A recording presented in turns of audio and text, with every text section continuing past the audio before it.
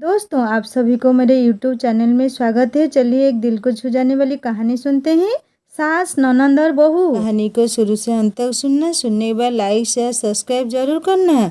नमिता चौधरी ने email site खोली ही थी कि 2 मैसेज दिखाई दिए। एक पुत्री निवेदिता का तथा दूसरा शिवानी का। निवेदिता के मैसेज में कोई खास नहीं था। उसने अपनी 2 वर्ष की बेटी की फोटो भेजी थी। अक्सर वह मेल से उसकी फ़ोटो भेजती रहती थी, जिसे वह प्रिंट आउट करके एल्बम में सजा लेती थी। तो 4 वर्ष से वह कनाडा में थी। वही उसकी पुत्री हुई। अभी तक उन्होंने उसे दिखा भी न था। दूसरा मैसेज खोला पढ़ते ही दिल बेचैन हो उठा। क्या निदान का एक्सीडेंट हो गया? सिर पर चोट आने के कारण उसे हफ्ते भर अस्पताल भी रहना पड़ा। कुछ स्टिचेस भी आई है। तभी इतने दिनों से उसका न कोई फ़ोन आया और न ही कोई मैसेज। उसने बात करने का प्रयत्न किया पर उसने उठा ही नहीं। शायद वह एक्सीडेंट की बात बताकर उसे परेशान नहीं करना चाहता था, किंतु उसे यह पता नहीं था कि उसका फ़ोन भी न उठाना उसे और परेशान कर रहा था।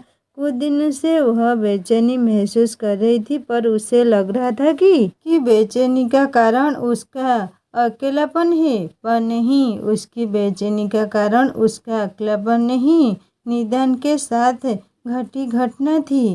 पुत्र या पुत्री विश्व के किसी भी कोने में क्यों न हो, कुछ भी अनहोनी होने पर माँ को अपनी आंतरिक शक्ति छठी इंद्रिय के द्वारा आभास हो ही जाता है, चाहे वे बताए या नहीं।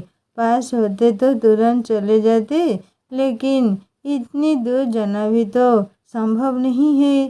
कई दिनों से कोई मैसेज न आने के कारण नमिता सोच रही थी कि वे अभी वह घूमकर नहीं आए होंगे। पिछले वीक उन्होंने लिखा था कि वे 1 हफ्ते के लिए स्विट्जरलैंड जा रहे हैं। पता नहीं और किसको कितनी चोट आई होगी, कैसे क्या हुआ कुछ नहीं लिखा था।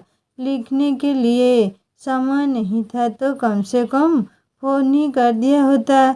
नमिता को याद आया, नन्हा निदान बीमार होने पर उसे क्षण भर के लिए भी उठने नहीं देता था। एक बार जब वह लगभग 7-8 वर्ष का था, उसे बुखार आ गया था।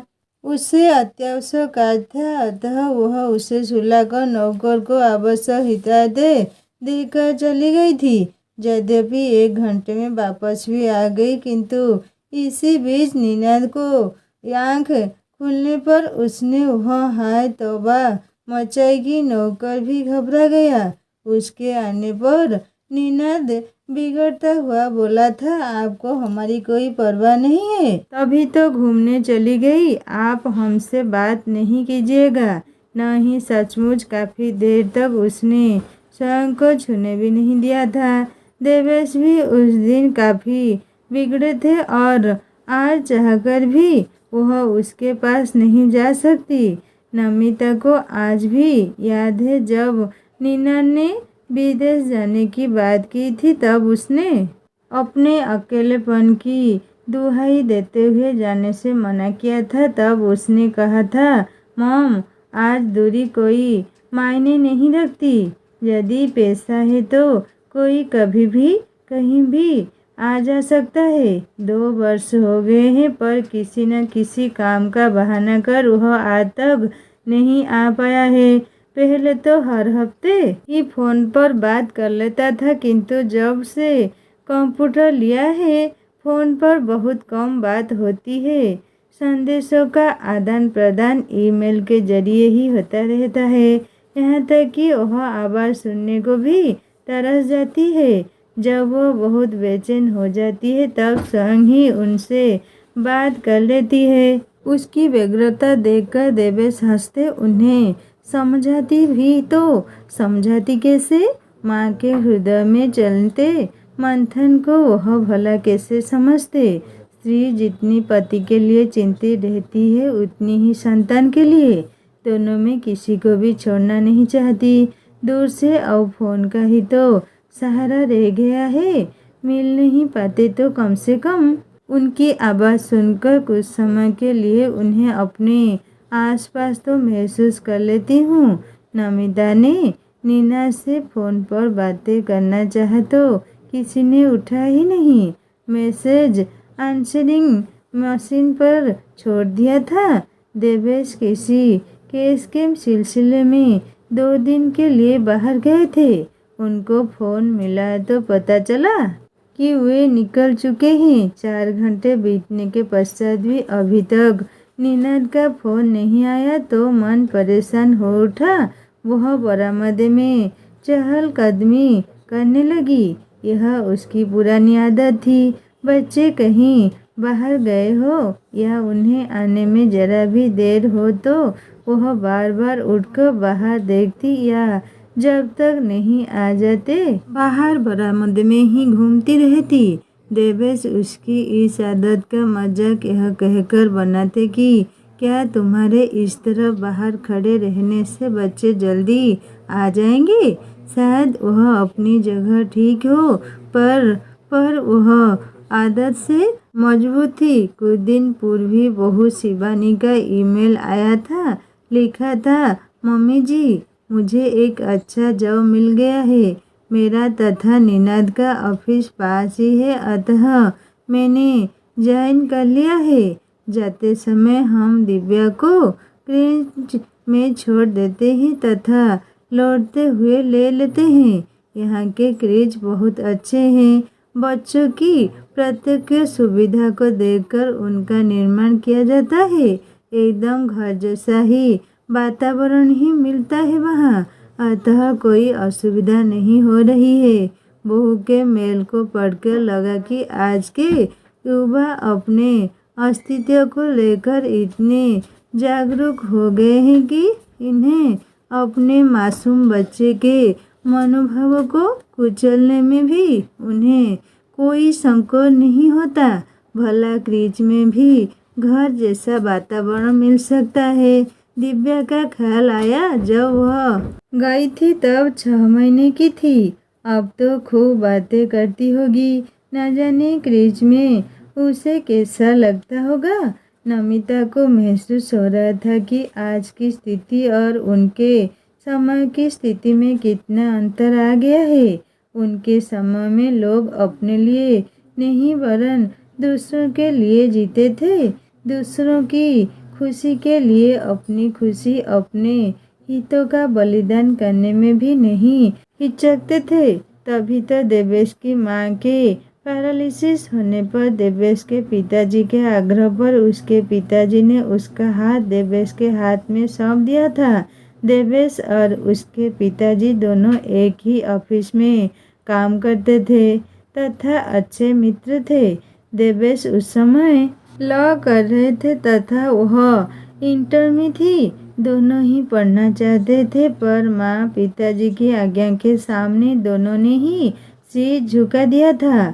वस्तुतः देवेश के पिताजी ने देवेश का विवाह इसीलिए शीघ्र किया था क्योंकि उन्हें लगा था कि घर में बहू आ जाने से पत्नी की बीमारी से हुई आवश्यकता में न केवल सुधार आएगा वरना पत्नी तथा 2 छोटी पुत्रों की देखभाल भी उचित रूप से ही हो पाएगी। नमिता ने अपनी जिम्मेदारियों को तहे दिल से स्वीकारा था तथा किसी को भी शिकायत का मौका नहीं दिया था और न ही अपनी परेशानियों का जिक्र कभी देवेश से किया था। घर की जिम्मेदारियों के कारण उसे उस समय अपनी पढ़ाई छोड़नी पड़ी थी, लेकिन देवेश को घर की चिंताओं से मुक्त कर सदा पढ़ने के लिए प्रेरित करती रहती थी।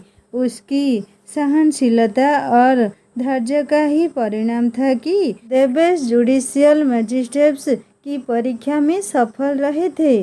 उनकी सफलता से प्रसन्न होकर उसके ससुर ने उसे ढेरों आशीष देते हुए कहा था, पत्नी के सत्कर्म सद्गुणों का प्रभाव तो पति की सफलता में पड़ना ही था। पति की सफलता में पत्नी का हाथ होता है। आज तुमने एक बार फिर सिद्ध कर दिया है। उससे तथा उसके धीर गंभीर स्वभाव से वह काफ़ी प्रभावित थे। उनके अनुसार उसके कारण ही उनकी गृहस्थी सुचारू रूप से चल पाई थी। खुशी तो उन्हें इस बात की थी कि उन्हें अपने निर्णय पर पछताना नहीं पड़ा था। नमिता की नंदे मीरा और नीरा उस समय मात्र 8-10 वर्ष की थी। उनकी समस्याओं को उसने कभी भाभी बनकर तो कभी मित्र बनकर सुलझा था। यहाँ तक कि विवाह पर आवश्यकता पड़ने पर उसने अपने गहने भी सहर्ष दे दिए थे। प्रतिदान में उसे उनसे उतना ही मान सम्मान और प्यार दुलार मिला था। विवाह में गहने लेते समय ससुर ने कृतज्ञता से कहा था, बेटा जब भी स्थिति सुधरेगी तुझे गहनों से ला देंगे। पिताजी हमें तो आपका प्यार और आशीर्वाद ही चाहिए। गहनों और कपड़ों का क्या, वह तो जितने भी हो कम ही है। उसने नम्रता से उत्तर दिया था। काश ऐसी बेटी समान बहू सबको मिले तो हर घर ही स्वर्ग बन जाए। प्रेम से उसके सिर पर हाथ फेरते हुए कहा था। लेकिन लाग छिपाने पर भी वह अपनी भराई आंखों को उससे छिपा नहीं सके थे। लेकिन उनका प्यार और आशीर्वाद ज़्यादा दिन कहाँ रह पाया था। छोटी ननद नीरा के विवाह के कुछ दिन पश्चात ही उनका सीवियर हार्ट अटैक में निधन हो गया। माँ जी तन से तो पहले ही लाचार थी, अब मन से भी बुरी तरह टूट गई। बस इतना संतोष था कि पिताजी अपनी पूरी जिम्मेदारियां पूरी कर गए थे। किंतु यह भी एक शाश्वत सत्य है कि बेटा बहू चाहे जितनी भी सेवा कर ले, पति का स्थान तो नहीं ले सकते। पहले तभी व्हील चेयर पर बैठकर अपना थोड़ा बहुत कार्य कर भी लेती थी, लेकिन अब तो वह बिस्तर से उठना ही नहीं चाहती थी। सारा जीवन की लालसा ही समाप्त हो गई थी। देवेश की पोस्टिंग बनारस होने के कारण पैतृक घर किराए पर उठाकर माँ जी को भी अपने साथ ले आए। माँ जी का अपनी जगह छोड़कर आने का बिल्कुल भी मन नहीं था, किंतु वह इस अवस्था में अकेली कैसे रह पाती, इसीलिए साथ आ तो गई थी, लेकिन सदा अन्यमनस्क रहती। थोड़ी थोड़ी बात पर नाराज हो जाती, तब उन्हें तथा देवेश को उन्हें बच्चों की तरह मानना पड़ता था। उसी समय निनाद का जन्म हुआ। उसकी दोनों नंदे बधाई देने आई थी। विदाई के समय उन्होंने उन्हें यथाशक्ति साड़ी, अंगूठी तथा दोनों जीजाजी के लिए सूट का कपड़ा दिया था। दोनों रूठकर बोली, भैया यह क्या, आज डैडी नहीं है तो हमारी इस घर में कोई इज्जत ही नहीं रही। बस एक साड़ी और एक अंगूठी देकर ही मुक्ति पा ली। ससुराल में जाकर हम क्या मुंह दिखाएंगे। उनकी बात सुनकर माँ जी ने तुरंत अपनी चेकबुक निकालकर दोनों को 50-50 हजार का चेक काट कर देते हुए कहा था, दिल क्यों छोटा करती हो, अभी मैं हूँ ना, मेरे रहते तुम्हें कभी शर्म से मुंह नहीं छिपाना पड़ेगा। इनमें से जमाई राजा के लिए एक एक चेन खरीद लेना। माँ जी के शब्दों तथा चेहरे पर आए भावों को पढ़कर देवेश बहुत आहत हुए थे। क्रोध भी आया था माँ पर। आखिर जितनी हैसियत है उतना ही तो देंगे। प्रेम से जितना भी दिया जाए ले लेना चाहिए। मांग कर लेना तो इंसानियत नहीं है। उन्हें समझाना तो दूर, तुरंत चेक काट कर दे दिया। देना ही था तो बाद में किसी अन्य तरीके से दे देती या उन्हीं के हाथ से दिलवाती। माँ से उनकी हालत छिपी तो नहीं है। उनकी पेंशन का 1/4 हिस्सा तो उनकी दवा में ही खर्च हो जाता है। तब उसने ही देवेश की दुखती रंग पर यह कहकर मलहम लगाया था कि आप दे दे या माँ जी क्या फर्क पड़ता है, किंतु आहत वह भी हुई थी। अनजाने में मन में दरार आती जा रही थी। अब वह पहले जैसी नहीं रही थी। जितना भी करो सदा दोष निकालती ही रहती थी। खास तौर पर तब जब बेटियां आ जाती वे तीनों एक हो जाती तथा वह अलग थलग पड़ जाती। 2 बेड रूम के छोटे से घर में उन्हें ही बाहर ड्राइंग रूम में सोना पड़ता था। वे दोनों तो मेहमान थी, अतः उनकी सुख सुविधा का ख्याल रखना हमारा कर्तव्य था। माँ के अनपेक्षित व्यवहार से उसे दुखी देखकर देवेश कहते, माँ बीमारी के कारण चिड़चिड़ी होती जा रही है। वैसे भी नीरा मीरा कुछ समय के लिए आती है, अतः ध्यान मत दो, बस अपना कर्तव्य किए जाओ। कर्तव्य तो वह कर ही रही थी, पर माँ जी के बदलते स्वभाव को देखकर उसे लगता था कि उसका वर्षों का त्याग, तपस्या और बलिदान सब व्यर्थ होते जा रहे थे।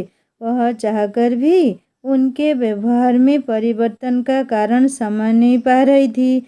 बात उन दोनों की है जब निवेदिता होने वाली थी। पता नहीं क्यों उस समय थोड़ा भी ज़्यादा काम करने पर वह थक जाती थी। उसी समय माँ जी की तबीयत ज़्यादा खराब हो गई।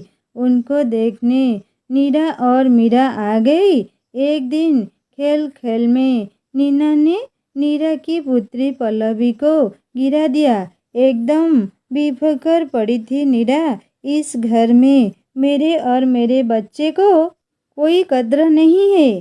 भाभी में इतनी भी तमीज़ नहीं है कि बच्चे को कैसी शिक्षा दी जाए। ऑफिस से उसी समय लौटे देवेश के कानों में नीरा के शब्द पड़े। अत्यंत आहत हुए थे तथा बोले, नीरा, यह तुम्हारी वही भाभी है जिसे तुम कभी मेरी प्यारी भाभी, अच्छी भाभी कहते हुए नहीं थकती थी। अपने सारे दुख सुख आकर उसे बताती थी, यहाँ तक कि तुम्हारे विवाह में इसे अपने गहने देने में भी उसे संकोच नहीं हुआ था। पिछले कुछ वर्षों में ऐसा क्या हो गया कि तुम्हें उसमें दोष ही दोष नजर आने लगे हैं।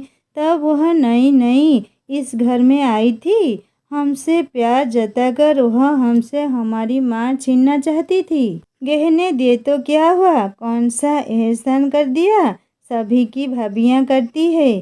तुम्हारी भी ननंद है, देखूंगा तुम अपनी ननंद के लिए कितना करती हो। बेख्याल कर कह उठे थे देवेश। उस समय माँ जी ने नीरा का पक्ष लेते हुए देवेश को ही बुरा भला कहा था। नीरा उसी दिन शाम की बस से दोबारा न आने की कसम खाते हुए चली गई।